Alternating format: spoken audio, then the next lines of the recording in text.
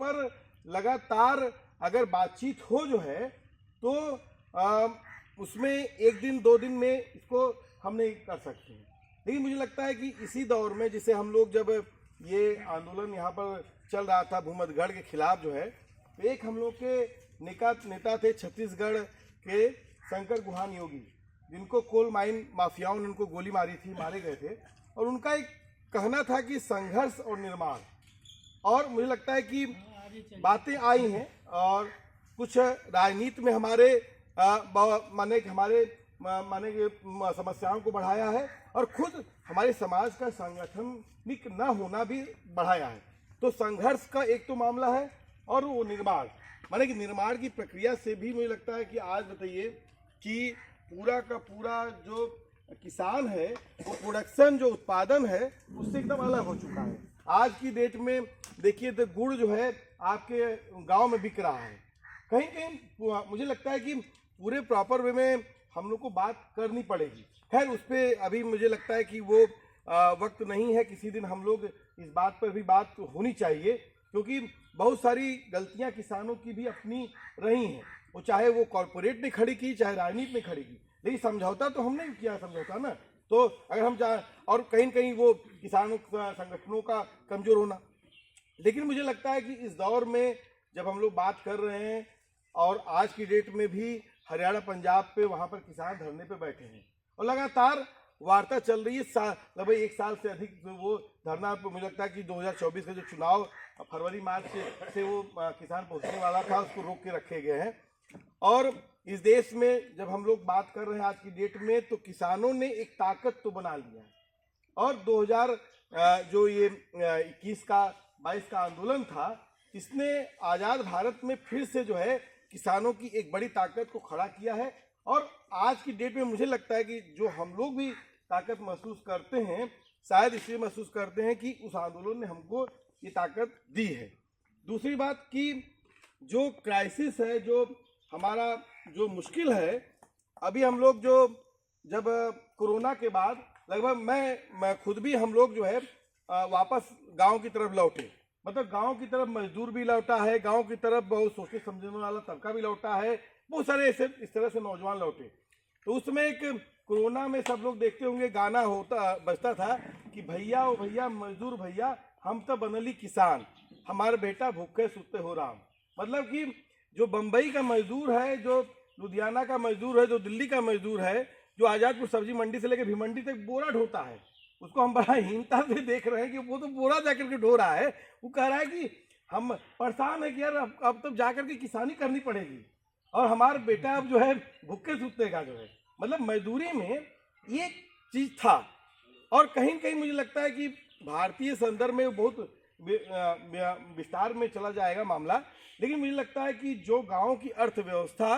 वो फिर से उस पर एक बहस आ गई है। और फिर से इस देश में जो बहुत सारे आंदोलन थे, बहुत सारे पॉलिटिकल पार्टियां थी, लोग कहते थे कि नहीं उद्योग धंधे लगा करके आप विकास करिए, वो नहीं कह रहे हैं कि नहीं खेती किसानी सबसे बड़ा रोजगार है, इसको डेवलप करके हमको बढ़ना है। तो मुझे लगता है कि एक विस्तार पूर्वक ये बात आ रही है और इस पर कभी एक बड़े स्तर पर नीतिगत स्तर पर बात होनी चाहिए।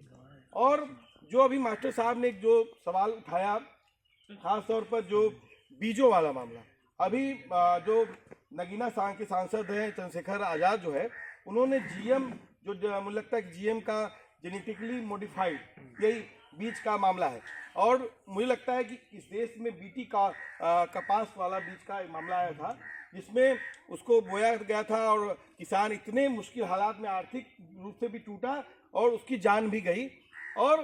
जीएम बीज का जो पूरा मसला आ रहा है, उसमें इस संसद में भी सवाल उन्होंने उठाया और बाद में बहुत और लोगों ने भी इस पर बात हुई। तो उसका है कि अगर मुझे लगता है कि जो उसके बारे में बातचीत जो मेरा जितना जानकारी है कि अगर इस खेत में बोया जाएगा तो अगर अगल बगल का किसान उसको नहीं बोएगा जीएम को, तो उसकी फसल समाप्त हो जाएगी। तो इतना खतरनाक और बिना किसानों से बातचीत किए वे हो रहा है। अब दूसरी तरफ हमारा जो प्रॉब्लम क्या है कि जब हम अपने जैसे आज की डेट में बगल में ही जैसे गोभी बोई गई है, 5 रुपए से भी नीचे चला गया है। जैसे अभी हरेंद्र भैया ने बात रखी कि हमारा जो मजदूर तबका है वो उसकी मजदूरी का सवाल है, क्योंकि महंगाई तो बढ़ी है, महंगाई बढ़ी है, 200 रुपया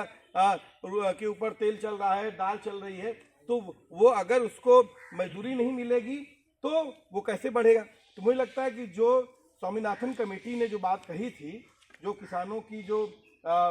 उत्पादन पर उनके जिस तरह से एमएसपी की बात कही गई, तो मुझे लगता है कि उसको लागू करना, और मुझे लगता है किसान आंदोलन का भी जो 3 काले कानूनों को खत्म करने के साथ उनका एक बड़ी डिमांड थी कि देश में एमएसपी पर कानून लागू किया जाए। तो मुझे लगता है कि उस पर हमको एक बात करनी चाहिए और मजबूती से करनी चाहिए, क्योंकि मुझे लगता है कि जो क्राइसिस बढ़ रही है, जो अभी निजीकरण पे आपने भी बोला, तो लगातार जो निजीकरण की स्थितियां बन रही हैं, और उसमें एकमात्र जो हमारे पास जो ऑप्शन है अभी, जो कि हम कितना निजीकरण को रोक पाते हैं, कितना नहीं रोक पाते हैं, वो तो एक अभी आगे का सब्जेक्ट है। लेकिन जो हमारी खेती किसानी है, इसको हम क्या बचा पाएंगे कि नहीं बचा पाएंगे। तो मुझे लगता है कि एक तो इसके मामला, क्योंकि हम जब खाए पिए रहेंगे तभी तो लड़ेंगे, क्योंकि जो पूरा किसान जो लड़ा जो है, पंजाब का, हरियाणा का किसान लड़ा, उनके पास एक बहुत बड़ी किसान संगठन की परंपरा थी। भगत सिंह जो चाचा चौधरी अजीत सिंह थे, वो भी किसान नेता थे। तो मुझे लगता है कि एक तो जो किसान एकता समिति ने यहाँ पर कहा है कि चौपाल लगाई, तो मुझे लगता है कि जिस तरीके से ये हमारी भी कमजोरी है कि जहाँ पर हम लोग बैठे हैं, ये पूर्वांचल जो है एक दौर में, जब आज़ादी के बाद का, मुझे लगता है कि 1950 में जब 26 जनवरी 1950 को जब इस देश में गणतंत्र माने हम मना रहे थे और संविधान लागू हो रहा था, तो यहीं पर मधुबन में एक कुड़वा मानिकपुर है, और कुड़वा मानिकपुर में एक भूमि संघर्ष को लेकर गोली चली थी, और उसमें एक नौजवान इप्टा के नौजवान थे, कम्युनिस्ट पार्टी ऑफ इंडिया के थे, उनको वो मारे गए थे। मतलब ये धरती माने कि उस दौर में जो है एक किसान आंदोलन की एक मजबूत धरती थी, और फिर ये धरती से लगातार किसान आंदोलन समाप्त हो गया, किसान संगठन समाप्त हो गए। और मुझे लगता है कि जो आज हम लोग बात कर रहे हैं, तो आजमगढ़ में मैं जहाँ तक देखता हूँ कि मास्टर साहब, जब हम लोग पिछले दिनों यहाँ पर बैठे थे और एक स्कूल में जो है, और उस स्कूल में जितनी तादाद में किसान बैठे थे, और उस तादाद को मैं इसलिए कह रहा हूँ कि जितनी फोर्स बैठी थी, माने कि समझ लीजिए कि वहाँ पर मैं देखा कि बाहर इतने बड़े पैमाने पे किसान फोर्स बैठी थी, उसके बावजूद भी किसान अंदर बैठे थे। तो मुझे लगता है कि किसान एकता समिति जो है एक मजबूत सबसे आजमगढ़ का सबसे मजबूत संगठन है, और हम लोग भी इससे प्रेरणा लेते हैं कि हम लोग कैसे इसको माने कि इस तरह से बातचीत संवाद करने का कार्यक्रम बनाएं। दूसरा कि मैं अपनी बात समाप्त कर दूँगा कि हम लोग कोशिश ये कर रहे हैं कि अभी लगातार वीरेंद्र भाई के इलाके में भी हम लोग ने कुछ निजामबाद के क्षेत्र में भी और इधर मेनगर में भी इधर भी बातचीत किए कि जैसे कि नहरों में फिर से पानी नहीं आ रहा है, और फिर से कल ही की मैं अमर उजाला की खबर देखा, तो मुझे लगता है कि नहरों में पानी का सवाल, इस पे हम लोगों को किसी दिन चल करके जिलाधिकारी को जो है, और जहाँ पर भी, और देखिए कि इतना, मैं एक दिन अभी तहबरपुर से आ रहा था, और चूँकि मेरे पिताजी खुद सिंचाई विभाग में थे, तो मैं तुरंत, चाचा थे, तो मैं एक बोर्ड देखा तो तुरंत रुक गया। मैं कहा कि नहीं, रोकिए, यहाँ पर तो लग रहा है सिंचाई विभाग का कोई कार्यालय है।